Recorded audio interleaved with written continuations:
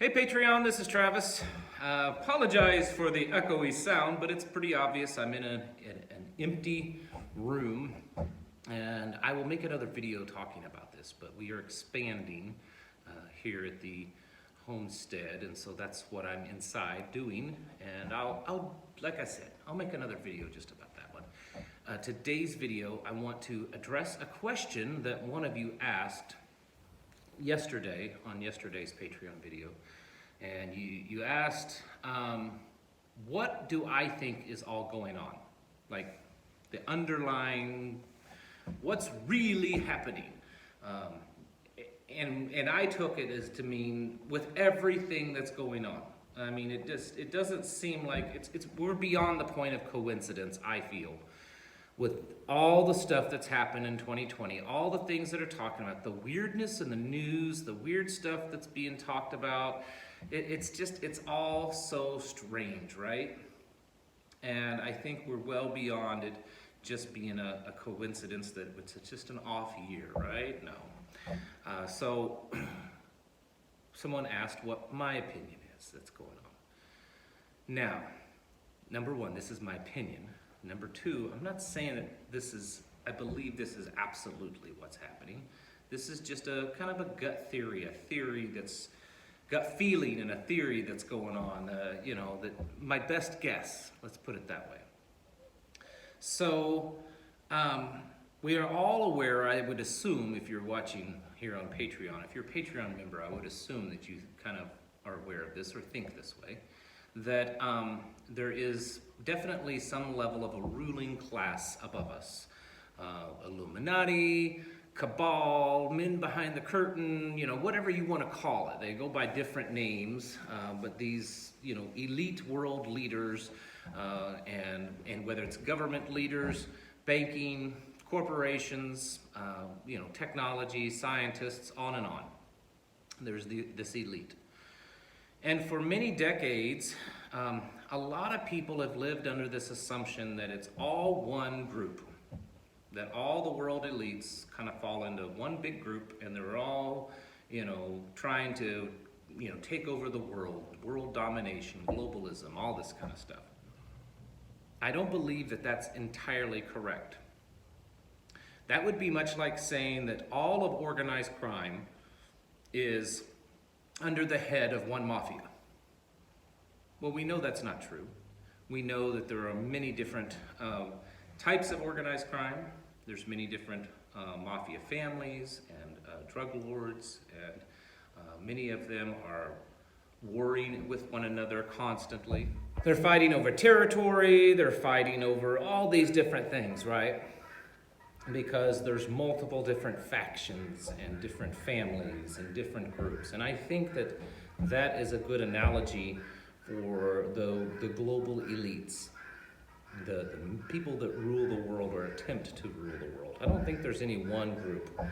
And so with everything that's going on right now, I think what we're seeing is a fight, and a lot of people refer to it as the dark world or the black world.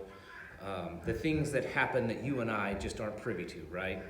Technology and all this stuff that's going on behind the curtain that we're just too low on the totem pole to know what's happening. I think in that world right now we're seeing two factions at war with each other. We're seeing globalists and nationalists. A lot of people refer to here in the United States as this being a battle between the Democrats and Republicans, and the left versus right, or even tyranny versus freedom. And I've even used that term, tyranny versus freedom. And I think that even though that's not entirely accurate, I think for the average lay person that's not fully aware, it hits home. They understand that. But I think what we're truly seeing is this battle between globalists and nationalists that, in my opinion, the globalists have kind of been winning for a long time, winning for probably decades, and pushing the whole planet towards this global utopia that they create and that they design. I think most of these people have very much a godlike mentality, in meaning that they think that they're God, or that they're equal to God, or that they can create like God, that they can control, and that they, that they can do the things that He does, right, with their technology and their money. And they, want to build this one world government where they can control it. And it's all about controlling us. It's not about wealth. They own everything, and in a lot of ways, it's not really about power, at least how we would think. It's about control. They know they must control us. And this is true with all factions, nationalists, globalists, all of them. They know that there are a lot more of us than there are them. And that's why things are kept hidden from us. That's why technology, most of you have heard that technology is probably decades in advance of what we're, privy to see. The government and these, ruling class, they keep the high-tech stuff hidden from us for decades. They're more advanced than us.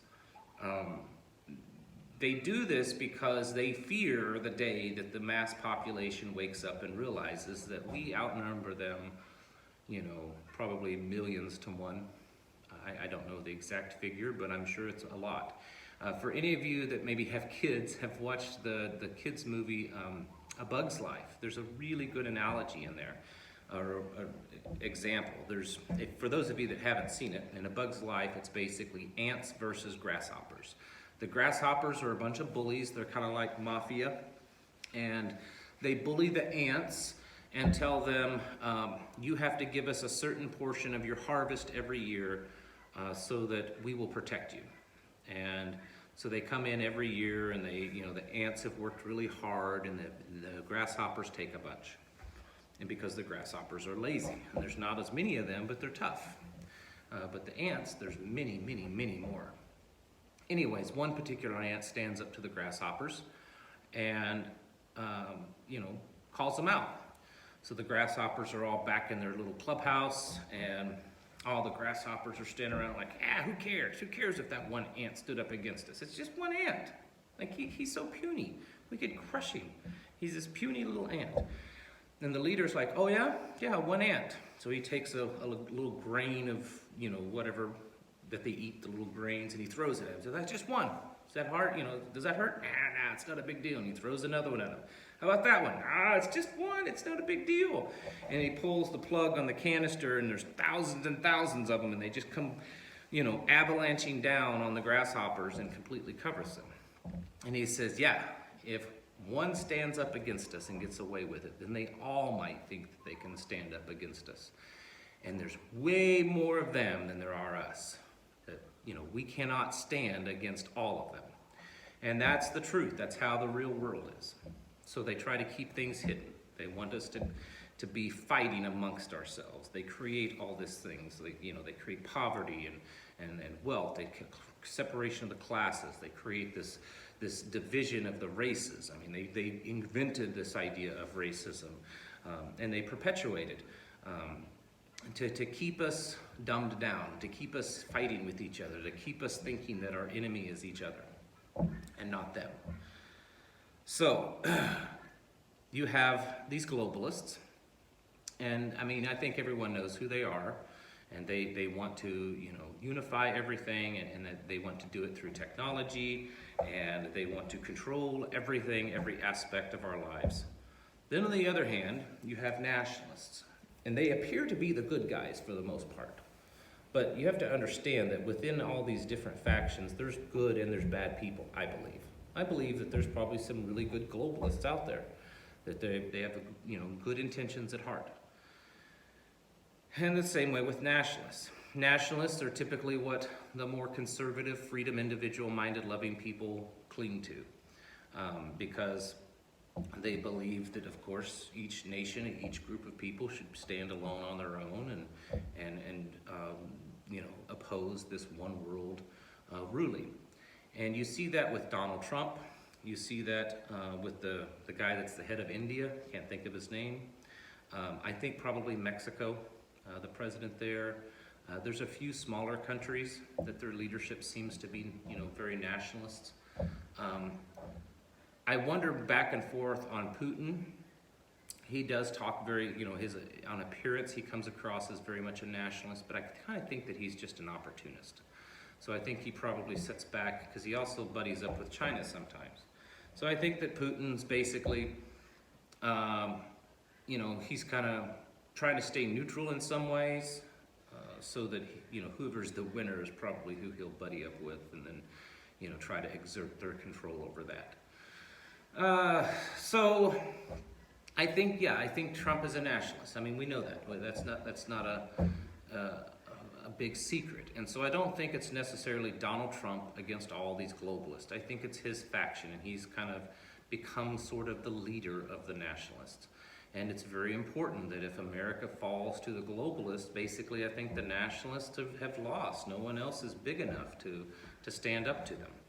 And so I think that's what we're seeing. So it's not really about getting Donald Trump elected or Joe Biden elected or Republicans or Democrats. Things are way bigger than that.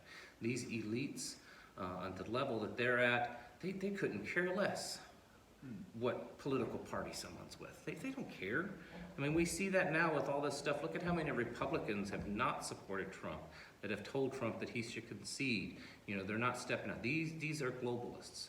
These are people that have been bought and paid for. They're owned by the bankers. They're owned by these big secret societies. They're not, they may be Republican. They may even be conservative. Maybe their voting record is pretty conservative. But they're in the end, they know that they're a globalist. And so I think that's what we're seeing. You and I, we're just, we're cannon fodder. We're collateral damage. They don't care in the end. Trump appears that he does care about the regular man. And maybe he does. Maybe he does. I mean, he could be a good actor, but maybe he does. I think in the end, we want to believe that this nationalist idea brings us more freedom, and it probably does. But I don't think it's the level of freedom that a lot of us envision or dream about or want to go back to. Because you have to remember, as much as Donald Trump has done some good things, there have been a lot of things that he's supported that I didn't like. I mean, he's really soft on gun rights. He appears to be very pro-gun. He's big on this whole vaccine thing. There's definitely some areas that I don't agree with Donald Trump at all, that he doesn't side on the more freedom side. It's definitely more, more control, because nationalism doesn't mean absolute freedom. Within a nation, there can be corruption, there can be, control of the people. It's just only done by that state, that government, and not by the whole world of governments. So nationalism doesn't automatically mean more freedom. So, I think what we're seeing is a war between them. Why now? I actually pondered that thought. Why is it all coming to a head right now?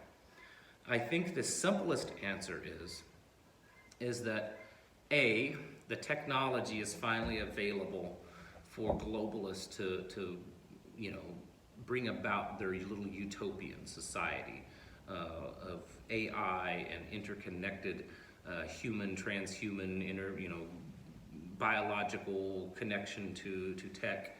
I think that the technology has evolved and advanced enough that they can do that. So that's why they're pushing their agenda.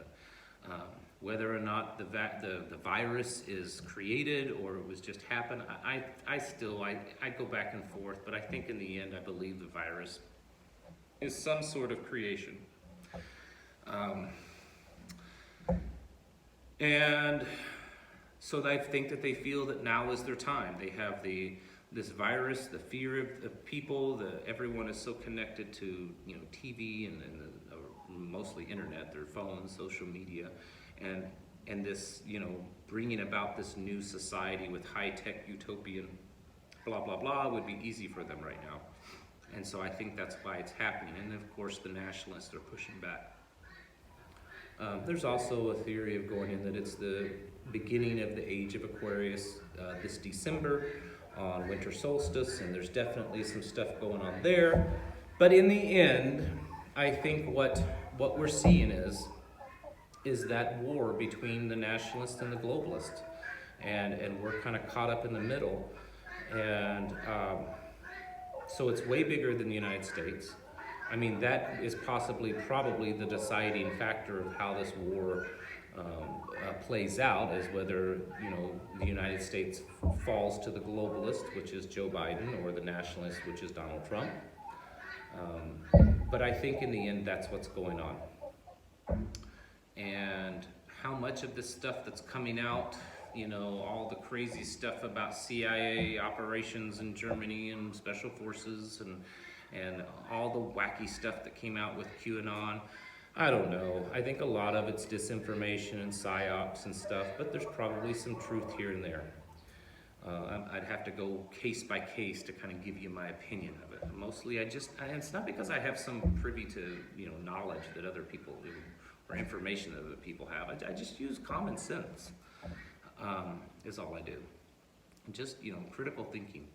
But in the end, that's my answer. We are witnessing a war, basically, behind the scenes war between the globalists and the nationalists. And that's my answer. You asked for it, and there it is. All right, let me know what you think. I'm not claiming that this is the correct answer. I just think that's what it is. That's my opinion. All right, folks. Thank you all for watching, and I'll catch you in the next video.